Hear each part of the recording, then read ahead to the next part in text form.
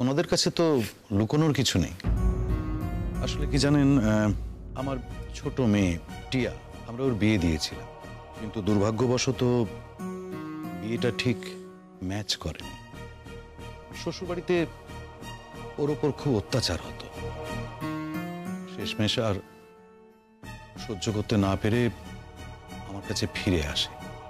মেয়েটা আমার খুব ছটফটে প্রাণবন্ত ছিল জানেন, কিন্তু যখন ফিরে এলো তখন একেবারে অন্য মেয়ে, পাল্টে গেছে। অনেক চেষ্টা করেছি, করি ওকে সব সময় ভালো রাখার, ওর পাশে দাঁড়ানোর, ও যাতে একটু আনন্দ পায়, কিন্তু আর কি বলবো, আমার ছেলে কথা তো শুনেছেন। হ্যাঁ, সে কি আর শুনিনি? খুবই দুঃখের ঘটনা। হ্যাঁ, একটা ইয়াং তরতাজা ছেলে, তার যদি এরকম হয়। আর বলবেন না, সেই থেকে মুডটাই অফ হয়ে আছে ওর। থাক না বাবা, এখন আবার এসব মন খারাপের কথা বলে কি লাভ? হ্যাঁ, আর কি কথা বলার, কিছু তো সেরকম কথা বলার নেই। আর সবই তো হয়ে গেছে। ওই বিয়ের আগে আপনাদের সাথে একটা ফর্মালি আলাপ করে নেওয়া। তাহলে আমরা রবিবার যাচ্ছি আশীর্বাদ করতে, আর আপনারা বিয়ের দিনই আশীর্বাদ করছেন, তাই তো? জানেন তো, সৌর্যের একটা বাইরে যাওয়ার ব্যাপার আছে। সেটা যদিও হতেও পারে, নাও হতে পারে, কিন্তু আমাদের তো তৈরি থাকতে হবে না? ওই ভিসা টিসা করতে না খুব সময় লাগে, জানেন তো। আর আমিও চাই না আমার ছেলেটা বাইরে গিয়ে একা একা থাকুক। হ্যাঁ হ্যাঁ দিদি, ঠিকই বলেছেন। এত কষ্ট করে ছেলের বিয়ে দিচ্ছেন, বাইরের দেশে গিয়ে নিজের হাত পুড়িয়ে খাবে নাকি বলুন? আর আমরাও চাই এই যত তাড়াতাড়ি 4 হাত এক করে দিতে পারি শান্তি। ওর বাবার চাকরিটা থাকতে থাকতে যদি এই বিয়েটা হয়ে যায়, বোঝেনি তো দিদি, তারপরে আরো 2টো মেয়ে আছে, তাদের তো পার করতে হবে নাকি? আচ্ছা, আপনার ছোট মেয়ে শুনেছি লেখাপড়ায় খুব ভালো। হ্যাঁ হ্যাঁ, আমাদের ছোট মেয়েটা লেখাপড়ায় সত্যি খুব ভালো, ডাক্তারি পড়ে। পড়া ছাড়া কিচ্ছু বোঝে না, দুনিয়া একদিকে লেখাপড়া একদিকে। ওকে নিয়ে আমাদের কোনো চিন্তা নেই। শুধু মেজো মেয়েটা আমার লেখাপড়ায় খুব একটা মন ছিল না। না, আসলে আমরা অনেক চেষ্টা করেছিলাম জানেন, কিন্তু ওই বিয়ে পাশটা কিছুতেই করতে পারলো না। ও এখন ওই আমাদের পাড়ার ওইখানে একটা পার্লারে কাজ করে, সাজগোজ খুব সুন্দর। আর মা হয়ে বলছি না, মেয়েকে দেখতে ভারী সুন্দর। তবে কি বলুন তো দিদি, আজকালকার ছেলেরা তো শুধু রূপ চায় না, সামান্য পড়াশোনাও তো চায়। একটা সামান্য বিয়ে পাশ করাতে না পারলে কি আর বিয়ে দেওয়া অত সহজ হবে? ও চেষ্টা করেনি তা নয়, কিন্তু আসলে পড়াশোনাটা না ওর মাথাতেই ঢোকে না। ওকে আপনি ঘরের কাজ বলুন, রান্না বান্না সেলাই ফোড়াই ও সব করে দেবে, তাই না গো? কিন্তু পড়াশোনাটা খুব ঘরোয়া মেয়ে, কিন্তু তাছাড়া। আসলে কি জানেন তো দিদি, এখনকার দিনে না শুধু ঘরোয়া হলে চলে না, বুঝলেন তো। তবে আপনার বড় মেয়ে কিন্তু সব দিক দিয়ে লক্ষ্মীমন্ত। যেমন লেখাপড়ায় ভালো, তেমন সবার খোঁজ খবর সবকিছু নেয় খুব ভালো। সবই আপনাদের আশীর্বাদে দিদি। এটা এদিকে দাও। এই তো, তুমি মিষ্টি খাবে তো? হ্যাঁ, ভালোবাসো মিষ্টি? হ্যাঁ, এই না।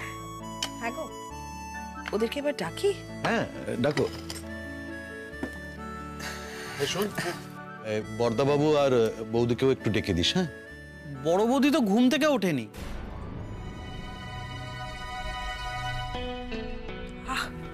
বলছি, যখন ডাকতে ডাকো না, গিয়ে ডেকে নিয়ে এসো। আচ্ছা, যাচ্ছি মা। আই শোনো, ছোট দিকে গিয়ে বলো যদি আসতে চায় তাহলে যেন আসে।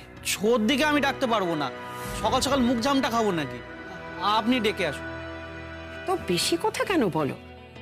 ওকে কি বলো আমি ডাকছি, যাও। বুঝতে পেরে গেছি, যতদিন না তোমার বাড়ির লোকেদের সাথে আমার দেখা হচ্ছে তুমি আমার সাথে মিশবে না। আমাদের প্রেমের মানেটা কি বলো তো? আচ্ছা আচ্ছা, ঠিক আছে, কি করতে হবে বলো।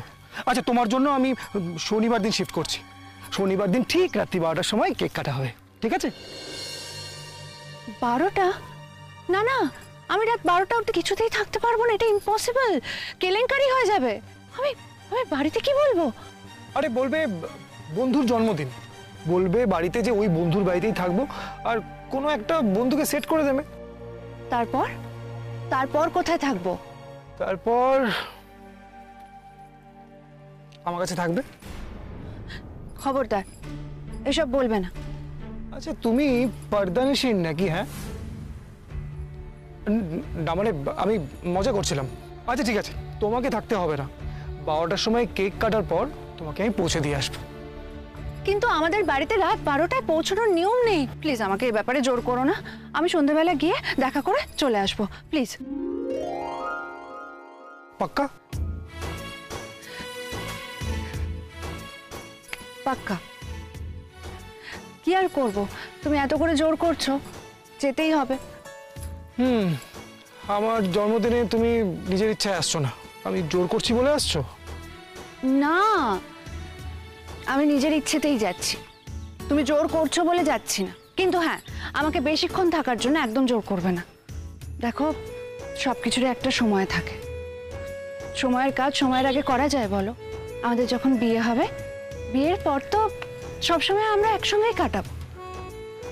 তুমি প্লিজ একটু বোঝার চেষ্টা করো। আচ্ছা 9টা 10টা অবধি হবে তো?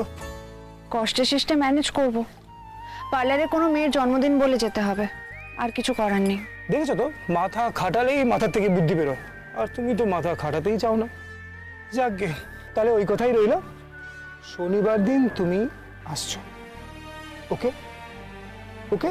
আচ্ছা বাবা, আচ্ছা আমি যাব, আমি কথা দিলাম আমি যাব। এবার তুমি যাও এখান থেকে, প্লিজ যাও যাও যাও যাও। তুমি তো আমাকে তাড়াতে পারলেই বাঁচো। আমি তো দেখছি আমি শুধু তোমাকে ভালোবাসি, তুমি তো আমাকে আর। ভালোবাসার মানে তুমি কি বোঝো? কিছুই বোঝো না। আচ্ছা আমি বুঝি না, ঠিক আছে। আচ্ছা ধরে নিলাম তুমি আমায় খুব ভালোবাসো, আর এই ভালোবাসার প্রমাণ দিতে শনিবার দিন আমি তোমায় যা বলবো তোমায় করতে হবে। তার মানে? মানে শনিবার দিন এসো, তখন বলবো। টাটা।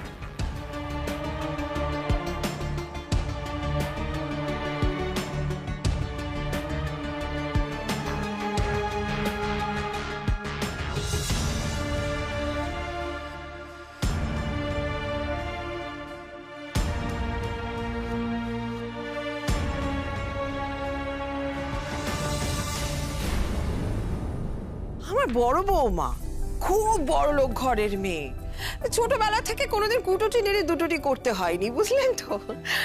আমাদের আর এমন কি পয়সা, ওরা আমাদেরকে কিনে নিতে পারেন, বুঝেছেন। আমার বাড়িতে তো সেরকম কাজকর্ম ওদের করতে হয় না, ওই সারা রাত ওই নিজেদের ঘরেই আর কি সিনেমা টিনেমা দেখে, তাই দেরি হয় ঘুম থেকে উঠতে। আমি আর ওদেরকে ডাকি না। হ্যাঁ সে তো বটেই। মা, হ্যাঁ আমায় ডাকছো মা? হ্যাঁ রে, এই দেখ না সূর্যের শ্বশুর বাড়ির লোকজন এসছে। বসো বাবা বসো। এইটি বুঝি বৌমা? তোমার নাম কি মা? ডোরা। বলছি আপনারা সবাই কথা বলুন, আমি বরং আসছি। এই মা, কেন? বসো তুমি, কোথায় যাচ্ছ? বসো। হ্যালো, আচ্ছা আপনারা রাইয়ের কে হন? আমি রায়ের মা। আর আমি পিসি। ও আই সি। তা আপনি কি রায়দের বাড়িতেই থাকেন?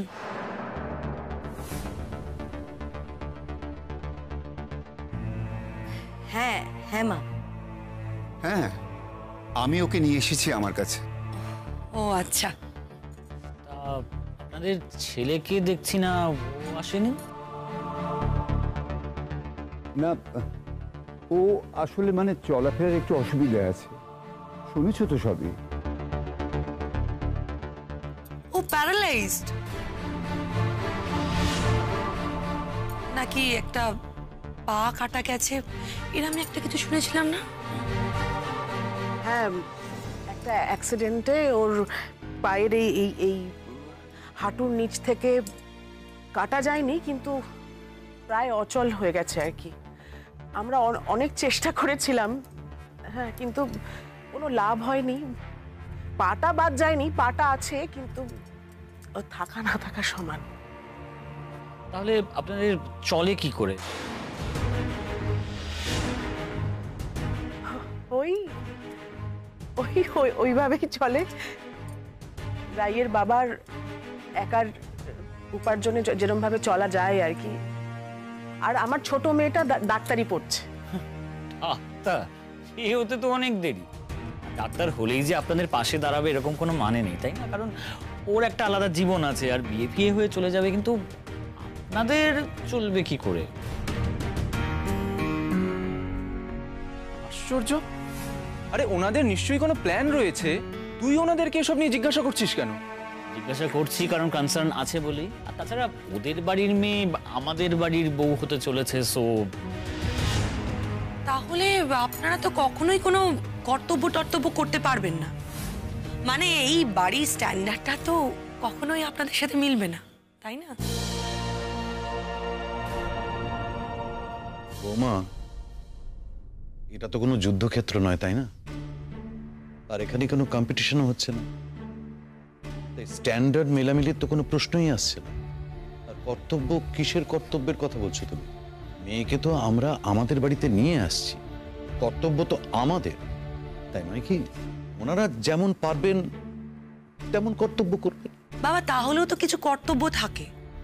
যেমন ধরুন, আমার বাপের বাড়ি থেকে যখন কিছু ডিউটি করবে আর ওর বাপের বাড়ি থেকে কিছু করতে পারবে না, তখন তো ওর কমপ্লেক্স হবে। হ্যাঁ, রাইয়ের বাবার যতটুকু সামর্থ্য আছে তেমন করেই করবে কর্তব্য। হ্যাঁ ঠিকই তো, আমি শুনেছি মা, তোমার বাপের বাড়ি খুব অবস্থাপন্ন। সত্যি তো আমরা হয়তো তোমাদের মতো করে পারবো না, মানে তোমার বাবা মায়ের মতো করে তো সত্যিই পারবো না।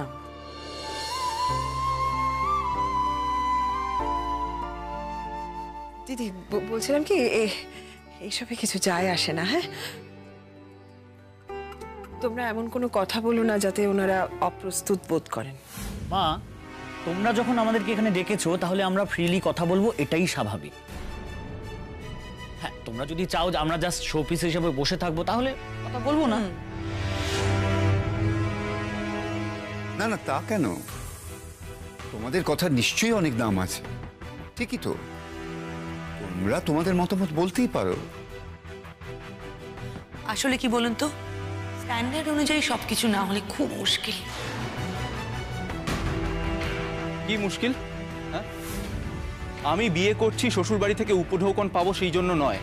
তোমরা তোমাদের মতো করে ভাবতেই পারো, কিন্তু আমি আমার মতো করে ভাবি। রাই নিজেই আমার কাছে একটা অ্যাসেট, আমার আর অন্য কিছুর দরকার নেই।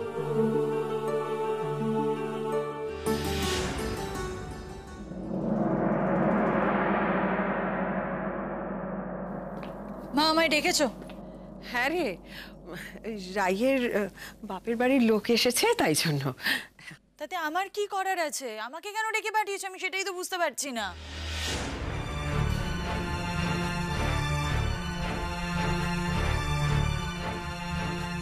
মানে তোমার সাথে আলাপ করিয়ে দেবো? আমার কারোর সঙ্গে আলাপ করার কোনো প্রয়োজন নেই। আমি যে কারোর সঙ্গে আলাপ করতে চাই না সেটা তো খুব ভালো করে জানা আছে, তাহলে আমাকে কেন ডেকে পাঠিয়েছো? টিয়া, তোমরা তো খুব ভালো করে জানো আমার এসব ব্যাপারে কোনো ইন্টারেস্ট নেই। তোমরা তোমাদের ছোট ছেলের বিয়ে দিচ্ছ, সেটা খুব ভালো কথা, কিন্তু আমাকে একদম এসব ব্যাপারে ইনভলভ করো না। শোনো না, আমি কিন্তু তোমার কথা রাইয়ের কাছ থেকে বহুবার শুনেছি, জানো। কি শুনেছেন? আমার বিয়ে হয়ে গেছিল, আমার বর অন্য একজনের সঙ্গে অ্যাফেয়ার করে, সেই জন্য আমাকে ওই বাড়ি থেকে ঘাট ধাক্কা দিয়ে বের করে দেওয়া হয়, এই কথাগুলোই শুনেছেন তো? না মা, রাই কোনোদিনই এসব কথা বলেনি। রাই বলেছে তোমার সঙ্গে একবার দুবার দেখা হয়েছে, তুমি ভারী মিষ্টি মেয়ে, এইটুকুই বলেছে। হ্যাঁ, রাই হয়তো এসব জানতে পারে, কিন্তু আমাদেরও কিচ্ছু বলেনি। সত্যি আমরা কিছুই জানতাম না। শুনুন, আমার মন রাখার জন্য এই কথাগুলো বলতে হবে না। আমার সম্বন্ধে এই কথাটা কেউ বলতে পারে না যে আমি মিষ্টি মেয়ে, কারণ আমি নিজে খুব ভালো করে জানি আমি মিষ্টি মেয়ে নই। সো প্লিজ, দয়া করে আমার মন রাখার জন্য আপনারা কোনো কথা বলবেন না। আর কে কোন কথা বলতে পারে আর কে কোন কথা বলতে পারে না সেটা আমি খুব ভালো করে জানি। তুই এইভাবে কথা বলছিস কেন? আরে ওনারা সত্যি কিছু জানেন না রে। ওনারা তোর সাথে আলাপ করতে চেয়েছেন, তাই জন্যই মা তোকে ডেকে আনতে পাঠিয়েছিল। মাকেই তো বলছি,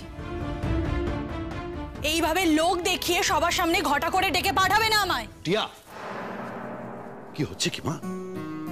কেন এভাবে মাথা গরম করছিস?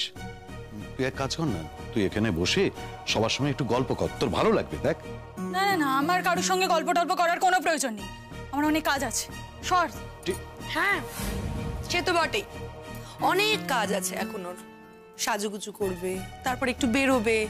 তা টিয়া, তুমি প্রত্যেকদিন কোথায় যাও বলো তো? না মানে কতগুলো বন্ধু বান্ধব আছে তোমার? সেই উত্তর আমি তোমাকে দিতে বাধ্য নই। ওকে দিতে না হয় বাধ্য নস, আমাকে তো দিতে পারিস। আমি তোর বর্তা। কোথায় যাস তুই? আমার যেখানে ইচ্ছে হয় আমি সেখানে যাই, আর আমি সেই কৈফিয়ত তোকে কেন দেব রে? আমি তোর টাকায় খাই না, তোর টাকায় পড়ি। তোকে বলেছি না এইভাবে কথা বলবি না তুই।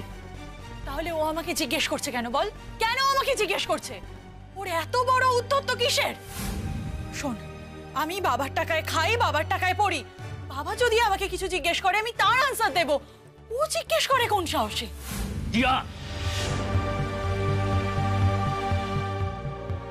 আচ্ছা, তোমাকে তুমি কতবার বলেছি ওর সঙ্গে মুখ লাগিও না, শুধু শুধু কথা বাড়াও কেন? আর ও কি তোমার কোনো কথার দাম দেয়? দাম যখন আমি দিই না, তাহলে দাম পাওয়ার চেষ্টাও করো না। অনর্থক তোমরা কেউ আমার সঙ্গে কথা বলতে আসবে না। আর মা, তুমি তোমার ছোট ছেলের ঘটা করে বিয়ে দিচ্ছ, দাও, ধুমধাম করে জাঁকজমক করে বিয়ে দাও, কিন্তু এসবের মধ্যে আমাকে একদম জড়াবে না। নাটক করে ডেকে পাঠাবে না আমায়। টিয়া,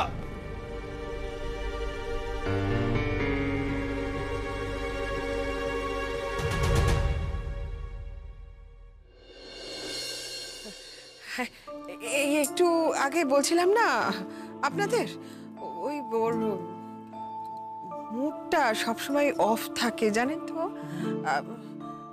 কখন যে মুড ঠিক থাকে আর কখন যে খারাপ হয়ে যায় বোঝা যায় না। আরে না না, ঠিক আছে, ওর ভেতরে একটা ধাক্কা আছে, কষ্ট হতেই পারে। ওই দুর্ঘটনা ওই এখনো মেনে নিতে পারেনি। ঠিকই তো, ওর মনের ওপর দিয়ে যে কি গেছে সেটা শুধু ওই জানে দিদি, আমরা কিচ্ছু মনে করিনি দিদি। এ বাবা, এত মিষ্টি কি করে? আমরা তো মানুষ তো নাকি, এত মিষ্টি খাবার অভ্যেস নেই। একটা তুলে নিচ্ছি কেমন? হ্যাঁ, বলছি এবার আমাদের যেতে হবে। তাহলে একদিক থেকে আপনাদের বেশ ভালোই হয়েছে আর কি। হ্যাঁ, কি বলো তো? না মানে এই যে আপনাদের মেয়ের বিয়েটা পুরো খরচাহীন ভাবে হয়ে যাচ্ছে আর কি। কারণ আমাদের মতো বাড়িতে আপনার মেয়ের বিয়ে দিতে গেলে তো বেশ অনেকটা ফান্ড জোগাড় করতে হতো আর কি। কেন রে দাদা ভাই, এখানে ফান্ডের প্রশ্ন উঠছে কেন? ওনারা ওনাদের মতন করে বিয়ের অনুষ্ঠান করছেন, সেখানে ফান্ডের প্রশ্ন উঠছে কেন? সূর্য, তোমার মনে আছে নিশ্চয়ই আমার বিয়েতে কিন্তু 560টা ট্রে এসেছিল, শুধুমাত্র তত্ত্বে। দেখো বৌমনি, তোমার বাবা পেরেছিলেন তাই দিয়েছিলেন, ওনাদের অতটা আর্থিক স্বাচ্ছন্দ্য নেই, ওনারা যেটা পারবেন সেটাই দেবেন। আর এটা তো খুশি হয়ে দেওয়ার ব্যাপার, এখানে তো প্রেশারের কিছু নেই। আমাদের বাড়ি থেকে তোমাদের কাছে তো কোনো ডিমান্ড আমরা রাখিনি, তাই না? আপনারা ওদের কথায় কান দেবেন না, আপনাদের যেমন সামর্থ্য তেমনই ব্যবস্থা করবেন, আমাদের কোনো দাবি দাওয়া নেই, তাই না? হ্যাঁ, শুধু ওই প্রণামীটুকু, মানে আত্মীয় স্বজন আছে, ওই শখানেক প্রণামী দিলেই হবে, ব্যাস ওইটুকুই, আর কিছু লাগবে না। নিশ্চয়ই পারবো ম্যাডাম, যে করেই হোক এইটুকু তো আমাদের জোগাড় করতেই হবে। আচ্ছা, আর একটা কথা ছিল, আপনারা না একটা ভদ্রস্থ জায়গায় আপনাদের মেয়ের বিয়ে দেবেন। আমরা তো কেউ জানি না কোথায় বুক করেছেন, তাই না? কিন্তু এমন একটা জায়গায় বুক করবেন যেখানে অন্তত গিয়ে আমরা সবাই দুদণ্ড দাঁড়াতে পারি।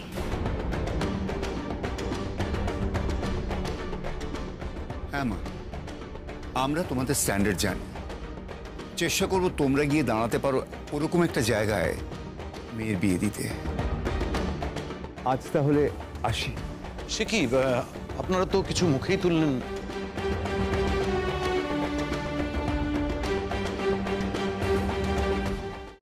আমরা তো কোনোদিন এর আগে ওদের সঙ্গে মিশিনি, তাই বুঝতেই পারিনি।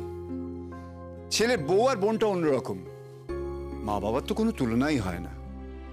ওর একটা ঘা আছে বাবা, তুমি তো শুনেছো, একটা মস্ত বড় আঘাত আছে।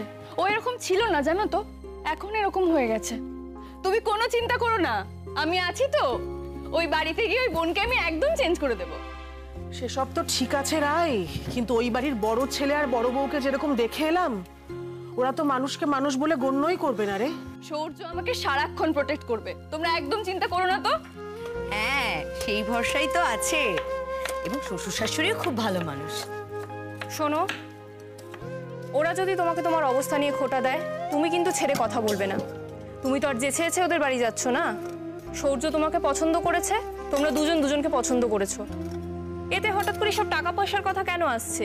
কার কি স্ট্যাটাস, কার কি স্ট্যান্ডার্ড? হ্যাঁ, ওদের মতো দিতে থুতে কিন্তু আমরা পারবো না, এটা ঠিক। বাবা, তুমি একটা মেয়েকে মানুষ করেছো, তাকে লেখাপড়া শিখিয়েছো, এরপর বিয়ে দিচ্ছ, এর মধ্যে দোয়া থোয়ার প্রশ্নই বা উঠছে কেন? সেই কথাই তখন থেকে দাদাকে বলার চেষ্টা করছি। দাদা, তুমি সব নিয়ে ভেবো না তো, একদম চিন্তা করো না। আমার সবকিছু কিরকম শেষ হয়ে গেল রে। কেন গো? আচ্ছা বলি, কি হয়েছে তোমার বলো তো? মানুষের জীবনে কি কোনো বিপর্যয় আসে না গো? আর এই করে করে না তোমার কিন্তু শরীরটা আরো খারাপ হয়ে যাচ্ছে, আমি যা দেখতে পাচ্ছি। বাবা, তোমার কিন্তু শরীর ভালো না, সামনে বিয়ের ধকল আসছে, তুমি। কিচ্ছু হবে না। আমার মনের মধ্যে বিক্রমের চিন্তা করে। বিক্রম আমার অত হীরের টুকরো ছেলে, তাকে তো আমি এভাবে দেখতেই চাইনি। আজকাল তো সে তোমাকে সহ্যই করতে পারে না। তার বদ্ধমূল ধারণা আমি মেয়েদের ভালোবাসি, ওকে ভালোবাসি না। ও শুধু তোমার প্রতি বদ্ধমূল ধারণা হয়নি গো, ওর আমার ওপরেও ধারণা তৈরি হয়েছে যে আমি শুধু মেয়েদেরই বেশি দেখি। ও আমাকেই সহ্য করতে পারে না বাবা। আর আপনি কি বলছেন? আমি তো একটা দিনের জন্যেও ওর অ্যাক্সিডেন্টের পর আমার বাপের বাড়িতে গিয়ে থাকিনি পর্যন্ত, যাতে ও কিছু মনে না করে। যত বেশি ওর মুখে মুখে থাকি, ও তত বেশি আমাকে হ্যাটা করে। একটা মেয়ে হয়েছে, তার ভবিষ্যৎ আছে, সেই বা কি দেখছে যে সারা দিন আমরা ঝগড়া অশান্তি করি, এই দেখছে সে। জানি বৌমা, তোমার সহ্য শক্তির কোনো তুলনা নেই, কিন্তু বিক্রমটা যে কেন দিনে দিনে এরকম হয়ে যাচ্ছে। কমপ্লেক্স। দাদা ভাই একদিন ঠিক ভালো হয়ে যাবে, তুমি দেখো। দাদা ভাইয়ের মতো হৃদয় খুব কম লোকের হয় গো বৌমনি।